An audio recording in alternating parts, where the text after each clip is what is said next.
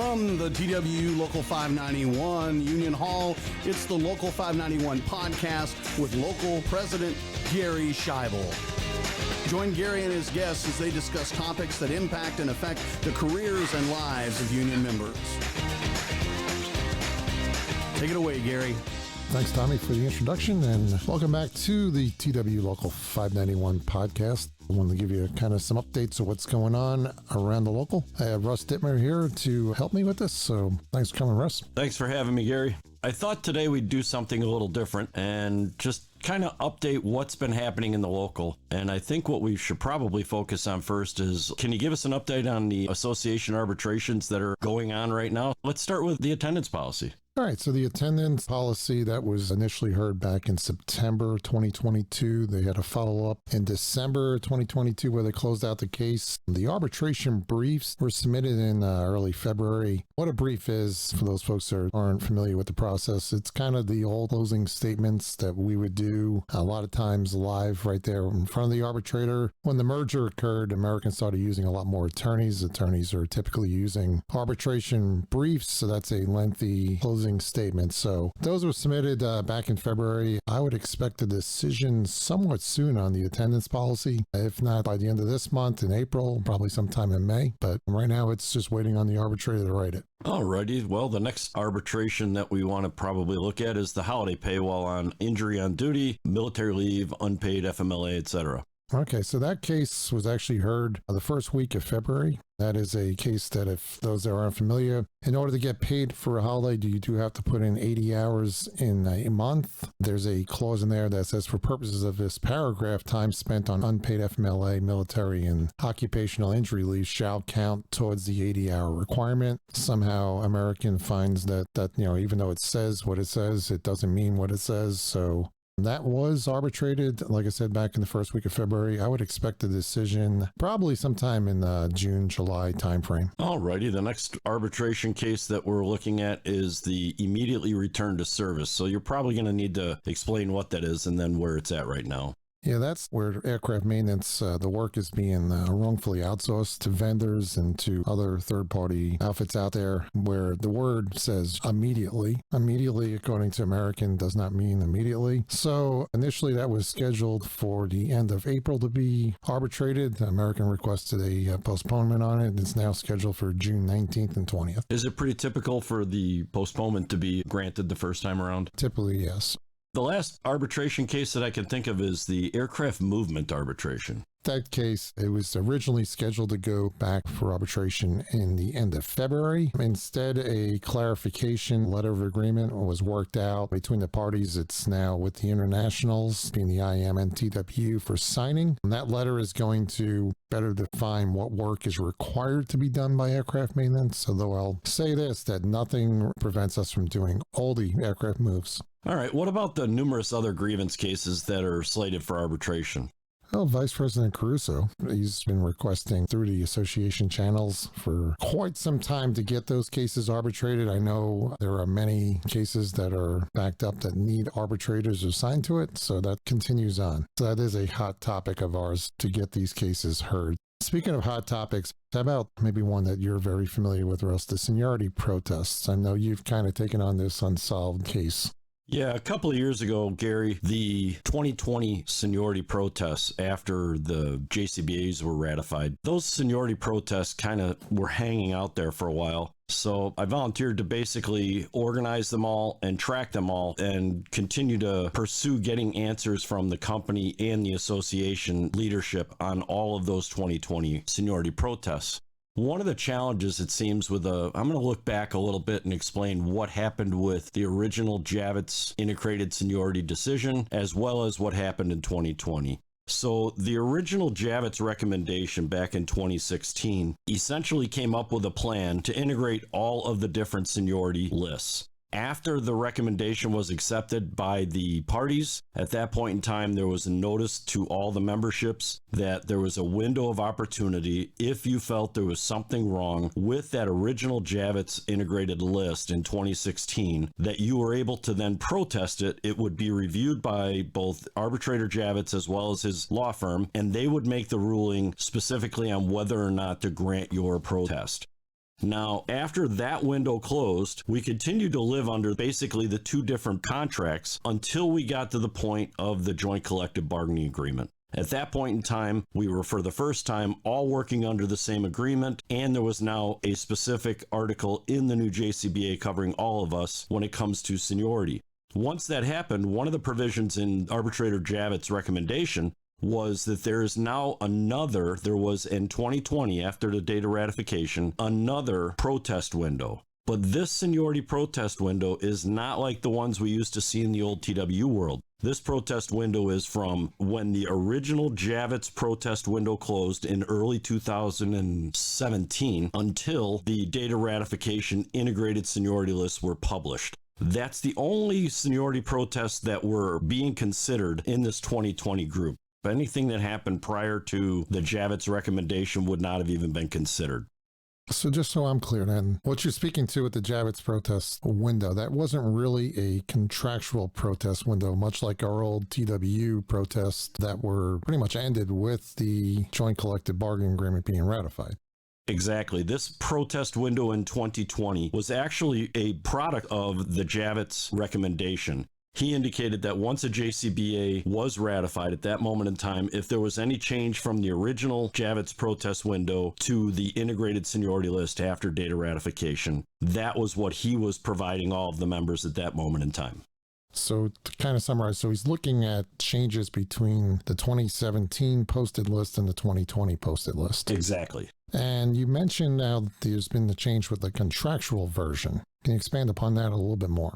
Sure. One of the other things that we in the TW used to realize and be able to do is anytime we saw or felt there was a seniority issue, we could go back 10, 15, 20 years and still file a protest today. That no longer happens. In the new contract, you can only go back to the last protest period. So, for example, once the 2021 seniority protests are done, at that point in time, between 2021 and 2022, when the 2022 was posted, that's what you're going to be able to protest. Nothing before 2021 will be a seniority protest moving forward. It's a big change from what we're used to in the TW world. So, in essence, the annual seniority list, even though they post it nightly, it's based around the annual one posted in January. Correct. Even though the company updates the seniority list on a daily basis, the contract specifically provides for an official annual seniority posting happening at the end of January of every year. Once that annual seniority list is published, at that point in time, you would then have the opportunity to protest that seniority list as compared to the official seniority list that was posted a year previously. That's the gap.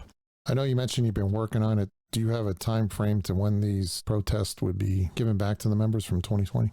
While we're recording this, it's late April. I'm really hoping by mid-May, no later than the end of May, to have all of the answers in the members' hands from the 2020 protest. And at that point in time, then we'll be able to push the company and the association to get the 2021, 2022, and 2023s done, because there's not nearly as many in those as there was in the original integrated list. Thank you for taking this on, Russ. I know it's definitely been a hot topic for a lot of our folks out there, and thanks for the update on that. Absolutely. Seniority is a pretty emotional issue, and we're trying to find the solution and move forward on it. Now that we've looked at where many of the arbitrations are and where the seniority protests are, Gary, how about giving us some company updates?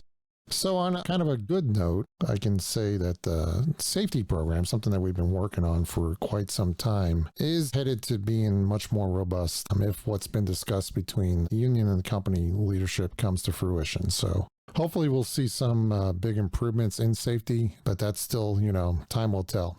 Hopefully we can get there, because we definitely need a more robust safety program at American Airlines. No doubt about that. So you've already said what's on a positive note. What's on the other side? Well, kind of the bad side is when I look at since the JCBA, we're definitely doing a lot more with fewer people. Overall, since the signing of the contract, obviously we dealt with a pandemic and an early out package, and that attracted thousands to retire, and good for them. We're able to get something out of this company to retire. But when I look at our headcount numbers and I look at all of Tech Ops, every single group within there, and this is as of April 15th, as a whole, we're down 887 AMT jobs, and that's a lot. That's about 150 of them are actually on the line. Although Local 591 as a whole, we're actually up 5 because DFW has been the biggest driver of increased mechanic jobs. And Tulsa, their loss of mechanic jobs that haven't been refilled since the early outs is at 678 mechanics jobs that they're down. So moving over to say GSE and facilities, overall, there's 202 less jobs than they were just 3 years ago. 77 of them are in GSE, 125 are in facilities, and the biggest losses are in Miami, DFW, and Tulsa in GSE, and JFK, Chicago, and Tulsa in facilities. Our local as a whole is down 43 positions between GSE and facilities. So realistically, you're not just looking at Local 591. You're looking at the whole of our contract and what the gain and or loss of membership has been throughout the entire company.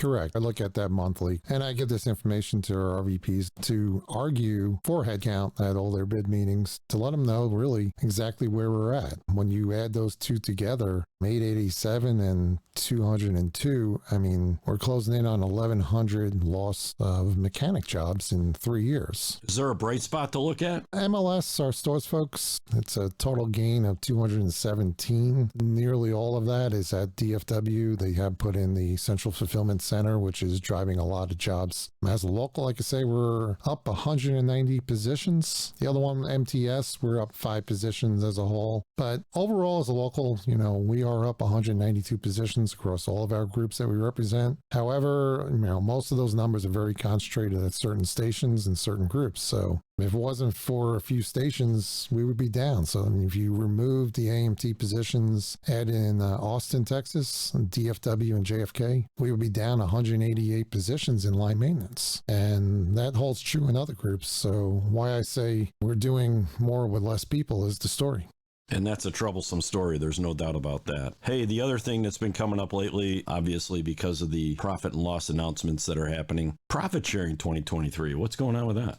This one goes back to a year ago. American did approach the association and asked if we'd be willing to sign off on a letter of agreement that would eliminate the first quarter of 2022 from profit sharing. As a result of that, it took about $2 billion off the books of loss that would have pretty much put us at a wash for 2022 with the $2 billion roughly that they gained. So that letter of agreement went into effect, and what they did was eliminate the first quarter of 2022. So that's January 1st to March 31st, 2022, and instead inserted January 1st to March 31st, 2023, so the first quarter of 2023. As a result, we will definitely be getting profit sharing. When we will know what we're going to get is after they announce the earnings for the first quarter of 2023. That right now is scheduled for April 27th, so we're doing this podcast just prior to that. So probably by the time you listen to this podcast, we should know what the percentage for profit sharing is. That said, for 2023 profit sharing that gets paid out next March 2024, this same first quarter of 2023 that we're waiting on and will get announced on April 27th is going to be used a second time. They are expected to make some profit, not a lot of profit for the first quarter this year, but it's definitely a long ways from a $2 billion loss to at least some kind of small profit that we're going to be utilizing. Well, I look forward to seeing that check regardless of how big it is. Next up, something that's really important to not only to the local, but is one of your really primary focal points, and that's what's going on legislatively. Well, that's starting to heat up big time. So this is one that yourself, myself, a lot of the executive board members have spent a lot of time on lobbying for a bill. This would be HR 1716. That is the Global Aircraft Maintenance Safety Improvement Act. It's a bill that's going to level the playing field between domestic and foreign maintenance, primarily with regard to drug testing finally being conducted, background checks finally being conducted, certification standards being the same, unannounced FAA visits being allowed. It's also something that I've worked with our other two locals, Local 514 and 567, Dale Danker, Raleigh Reeves. We've spoken to numerous congressmen, senators. I was proud. Last month, it was finally introduced in the House. Like I said, it was HR 1716. It's introduced with tremendous bipartisan support, which is something you just don't see. No, it's a really, really good sign for us as a local being primary driver behind this bill. I know you were in Washington, D.C. last month, speaking not only with Democrats. Historically, everyone complains or says unions only want to talk to Democrats. Well, frankly, you proved them wrong last month.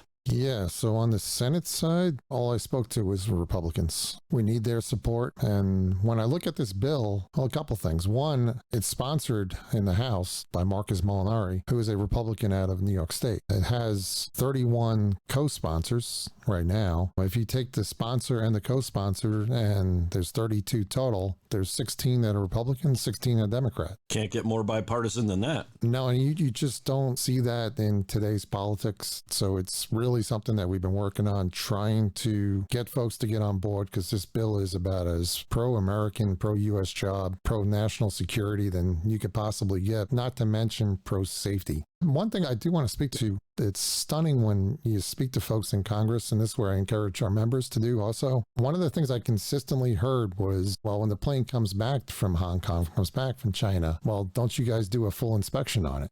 They were stunned when I said, well, no, it's been fully inspected by those folks over there, and it's coming back to go to revenue flying. There's this belief, you get the deer in the headlights look from Congress when you say that. No, we don't send it over there to get worked on, to bring it back here so we can go and do a full inspection. We wish that was the case. It would be a lot more ground time from the items that we usually do find, but that's not the case. So the goal, obviously, is to get the bill passed quickly in the House and Senate as a standalone bill and then have the president sign it, right? Why is that really important?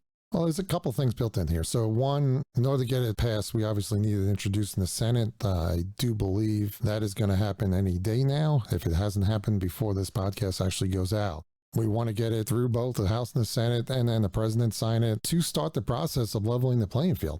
So other than getting the bill passed quickly in the House and Senate and the president signing it, let's look internally a little bit. What have you seen behind the scenes that really impressed you? Well, there's been a lot of work. I've spoken to this before as far as the bill itself, helping writing it. The local was involved with every step. There's some folks behind the scenes that are instrumental in getting this to where it's gotten. The TW International has a government affairs office that Matt and Zach work out of the government affairs and have been there every single step of the way and deserve a lot of praise for getting us awfully close to getting this legislation passed. I often refer to this as a TW bill because the verbiage of that bill was written in consultation with the TW, with Zach or Matt. Personally, for me, I've been pushing this for, at least 15 years now. I can't wait to see the legislation pass because of what often seems like the government-sponsored incentivizing of jobs to leave the country will begin to end. Really for me, I've seen nothing happening with the laws on the books already. Right. So we've had drug and alcohol testing for how long? We've had all of these background checks for how long? And they're not doing it in the foreign countries. True. So drug and alcohol testing has actually been on the books since 2012. I know this one personally because I've been arguing with the FAA and Congress for 11 years alone on this subject. And so if you look at this since 2012 and you look at our seniority list, not just our seniority list, but also adding in U.S. Airways because that merger happened right around the same time frame. You've combined those two. And since drug and alcohol testing has been on the books and the FAA was supposed to enact it, we've lost 5,000 AMT jobs off the seniority list alone, while the FAA hasn't refused to enact this one simple thing of having drug and alcohol testing for foreign mechanics. So when you look at drug and alcohol testing and it's not happening in foreign mechanics, what does that tell you? For me, it looks as if the FAA is okay with incentivizing the outsourcing of aircraft maintenance jobs out of our country. Oftentimes, some point to the wage differences as a key reason why a company like American or Southwest or United, Delta, any of these airlines, why they would want to take the jobs out of the country. I kind of look at it, the bigger savings is by not dealing with those, as I would call it, pesky things. Making sure that your employees can pass a drug and alcohol test, making sure that your employees can pass background checks and have the same licensing and certification standards that our professional mechanics have here in the United States. And God forbid the FAA can actually do an unannounced visit without an appointment like they do every single day in one of our cities. So that's where I see the real savings for the airlines come in, not necessarily with the wages. Well, looking at this bill, it isn't the perfect bill, but what can you say about it to motivate and get our members behind it?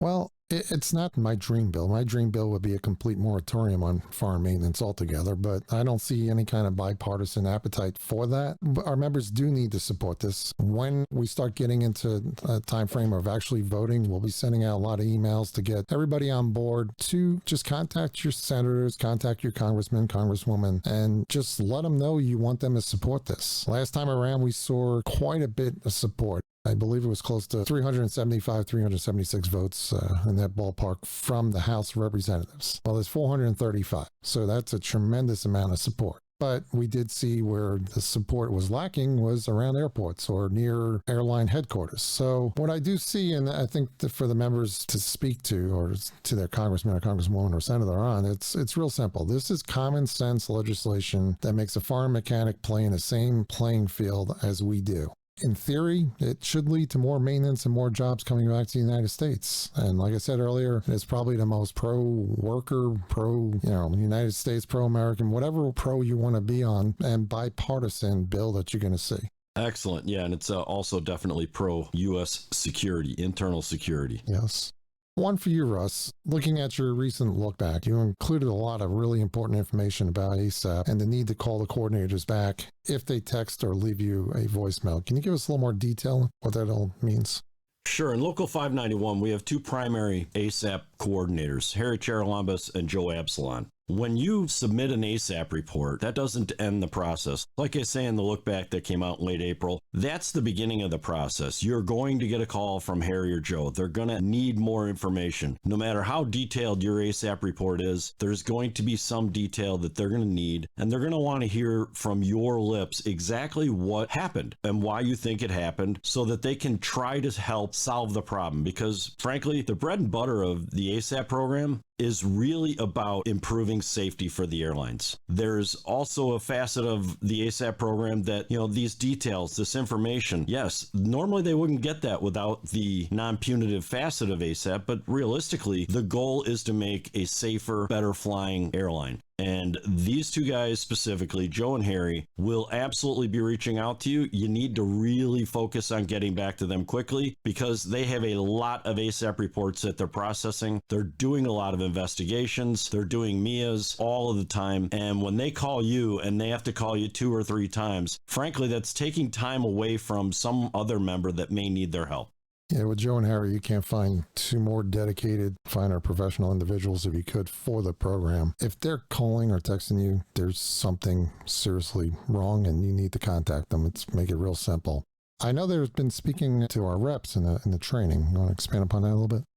Yeah, VP Caruso, he's been organizing training with many of our executive board, ASAP, reps, EAP benefits, safety. We've already completed the training for our stewards and reps in the Southwest region. The training for the other 4 regions is expected to be completed for the reps by the end or middle of June, depending on schedule transitions that might happen. But Joe and Harry, they're out there at all of these training events as well, making sure that the reps are hearing the same message. Along with them, our EAP benefits coordinators will be out there. Ken Morris and Tony Lepore, and our safety coordinator, Mike Cochran, will be there as well. I can tell you it was very good training. I participated in the first one with the Southwest region and intend to participate in the rest as we go around the system.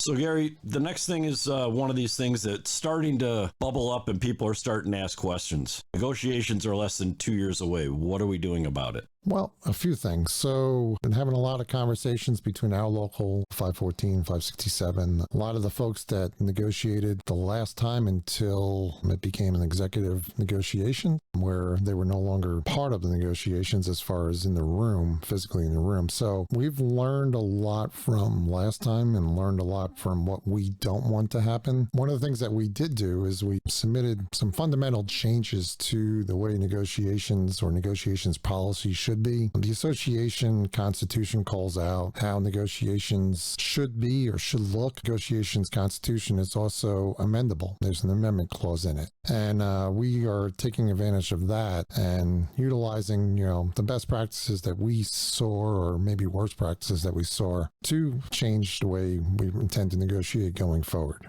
So you want to basically change who controls negotiations? Correct. And what I would preface this with is that I don't see any ill will intent. When things became executive negotiations, I do believe they expected negotiations to go much faster and conclude at least a couple of years sooner than they ended up concluding. But what we've lost is some of the control that the locals have and the ability to understand the language in real time as it's being negotiated. So what we're looking to do is really put the control of negotiations back in the hands of the locals. That's the basis of the changes, while recognizing that in tech ops, the TW members outnumber the IAM members nearly 3-1. So what kind of a time frame do you think we're looking at for the proposed changes to the negotiation policy? So this has been submitted to our international. They are supposed to look at it. They accept the changes that we're looking for. They're supposed to approach the association, being the IAM, being the other side of the association. On these changes, there's not agreement. There is a neutral clause in the association constitution that can be enacted to basically bring in the umpire or arbitrator or mediator, whatever it needs to be, to get the process to where both sides are comfortable. Quarterly membership meetings. It's something we've talked about for a long period of time. We always obviously would like to have more members participate in our quarterly membership meetings where really you get to have that one-on-one conversation or at least that in-person conversation with your elected representatives. What's going on with quarterly membership meetings? Okay, so May is our quarterly membership meeting month. So we'll be starting out west for the West Coast region on May 2nd, doing the quarterlies there. DFW Southwest region is on May 9th. Chicago and the Central region is on May 11th. 23rd is Northeast, being held at JFK, and then May 31st is in Miami for the Southeast region. One thing that we have been doing is having the meetings also broadcast live on Zoom. I can say that the participation's been very good in some locations, not so good in other locations. I do know those that participate from the smaller stations are very appreciative of being able to virtually be in the room where we're having the meeting, even though they're hundreds of miles away. But it keeps them in, a full participation role. They're able to ask questions, and I would strongly encourage every member, no matter what station you're at, to get on one of these meetings. You can get on any one of them across the country. There's no restriction that you have to stay within a region. So the meetings pretty much flow the same way from station to station anyway. The intent here, really, let's take away the excuse of not being able to attend a meeting. Yeah, definitely. There's also the real value that a lot of our members are seeing in the smaller stations in that they can get on there and literally when we get to the end of the meeting where it's open to questions and commentary from the floor, they can ask those questions that they may not be comfortable just asking in their own station. So there's a lot of value in having our members available on those electronic media, which we're using Zoom right now, right? Yes, we are. So the next one, safety. You've already touched on it a little bit. I have, but before I go into it, and we're recording this on April 24th, and I do need to recognize that a TW Fleet service brother from Local 513 was killed on the ramp on April 20th in Austin, Texas. So our sincere condolences to his family, friends, and really to our fellow brothers and sisters in Austin, both in Local 513 and our local. I know a lot of our members witnessed the event, and it was just a horrific situation. I'm not going to get into particulars on it, but just keep them in your thoughts and prayers, and let's do what we can to prevent these type of accidents in the future. Absolutely, Gary. Thanks for bringing that up. But for our sakes, I do want to stress again, and I stress this all the time, how we need to make sure we are in a safe place before and while doing our jobs. We need to check the equipment, make sure we have the proper amount of people to accomplish the work, and take that pause for a moment and make sure you are safe. We are in a very unforgiving job. Things can happen in a split second, and sometimes they do lead to death. And we've seen this in numerous situations, too numerous. So take that pause, make sure that you're actually in a safe space. And I say that with Americans out there saying how they're going to push as many flights as possible this summer. But for us, our most important job is to prevent injury or worse to ourselves, our coworkers, and our passengers. That's our number one job. Make sure that we do not get hurt out there. Make sure you go home in the same way that you came to work. So I know it's kind of cliche that safety must be priority one for all of us, but truly it needs to be. And situations like we just witnessed in Austin remind us of how fragile, life is and how quickly things can happen on really what's a very dangerous ramp. Absolutely. It's dangerous machinery. It's a dangerous environment. There's a lot of movement going on, lots of distractions. We really need to refocus on protecting not only ourselves, but our coworkers, and as you said, also the passengers. All right, Gary, gonna have to see if there's a positive note we can kind of end this podcast on. Is there something you can think of on that? Saturday, May 6th, the Local 591 picnic that we have annually here in the Southwest region is once again on. So we need folks to RSVP if that's via the website. I believe the posting is on the Southwest region's page on the website. A big thanks to that region, the folks that are, the leadership in the region for sponsoring this event. It is a lot of work. I know from experience in the past how much work it is to put on an event like this. So a lot of thanks to those that are spearheading this, and hope to see you out there. Yeah, don't forget to RSVP with how many people family-wise are coming so that they can properly prepare the amount of food and whatever else they're looking to do. All right. So on that note, is there anything else from you, Russ? No, sir. I can't think of anything else. This has been I know it's been a long podcast compared to most of ours. Yes, it has, but there's a lot of information, and hopefully we'll get these things going back on a steady basis and try to do a monthly podcast. On that, I want to thank you, Russ, for coming in and helping me with this. It was my pleasure.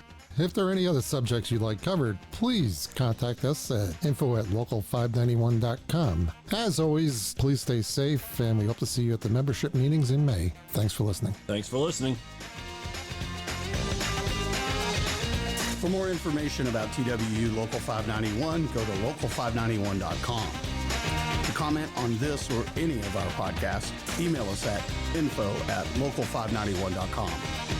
You can listen, download, and stream episodes of Local 591 Podcast on iTunes, Google Podcasts, your favorite Android podcaster, or your RSS feed-enabled browser. Local 591 Podcast episodes are also available to stream and download from our website, local591podcast.com/podcast. Music provided under license by pond5.com. The Local 591 Podcast is produced and engineered by Tommy Engel.